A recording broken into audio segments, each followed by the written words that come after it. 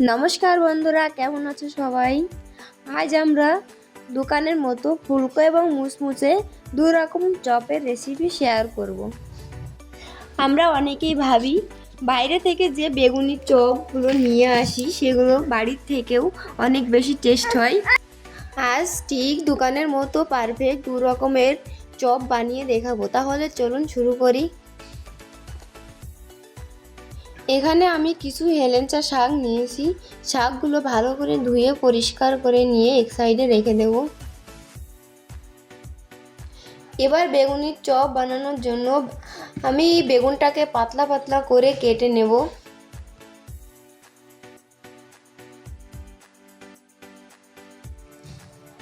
দেখুন বন্ধুরা, ঠিক এভাবে পাতলা করে কেটে নিয়েছি। এবার বেগুনটাকে পরিষ্কার করে ধুয়ে সামান্য লবণ দিয়ে মেখে রেখে দেব 10 মিনিট। 10 মিনিট মেখে রেখে দিলে বেগুনটা অনেকটা সফট হয়ে যাবে। এবার চপের বেটার বানানোর জন্য এখানে আমি আধা কাপ ময়দা দিয়েছি, 1 কাপ বেসন নিয়েছি, আর 4 ভাগের 1 ভাগ চালের গুঁড়ো নিয়েছি। চালের গুঁড়ো দেওয়াতে চপটা অনেকটা মুচমুচে হবে এবং খেতে অনেকটা ভালো লাগে। এবার দিয়ে দেবো স্বাদ মতো লবণ, 1.5 চামচ শুকনো লঙ্কা পাউডার, সামান্য বেকিং সোডা আর সামান্য হলুদ। সবগুলো উপকরণ ভালো করে মিশিয়ে নেব একটা চামচের সাহায্যে।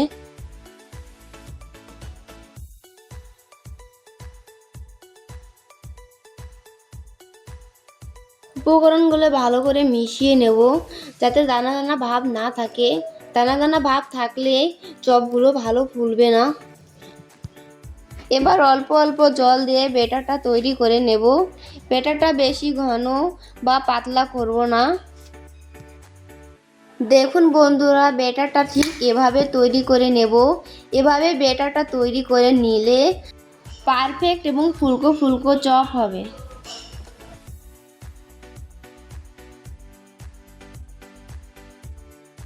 এবার একটা কড়াইতে তেল গরম হতে দেব।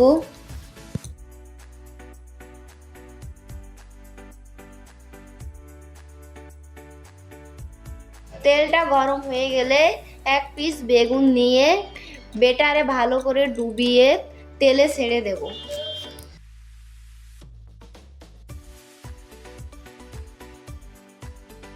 দেখুন বন্ধুরা, আমাদের বেগুনিগুলো কত সুন্দর ফুলেছে।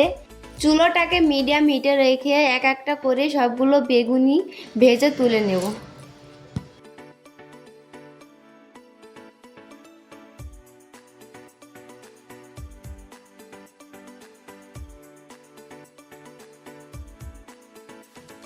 দেখুন বন্ধুরা, আমাদের বেগুনিগুলো দেখতেও যেমন হয়েছে খেতেও তেমন সুস্বাদু হয়েছিল।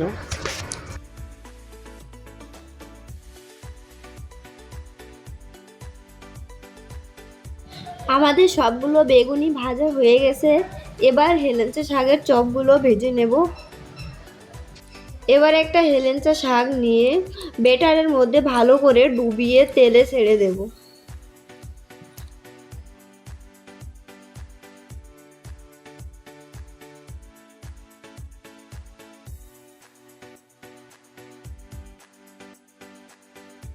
চুলোটাকে মিডিয়াম হিটে রেখে হেলেঞ্চা শাকের চপটাকেও ভালো করে ভেজে নেব। দেখেই বোঝা যাচ্ছে আমাদের হেলেঞ্চা শাকের চপটা কতটা মুচমুচে হয়েছে। ঠিক এভাবে এক একটা করে সবগুলো হেলেঞ্চা শাকের চপগুলো ভেজে নেব।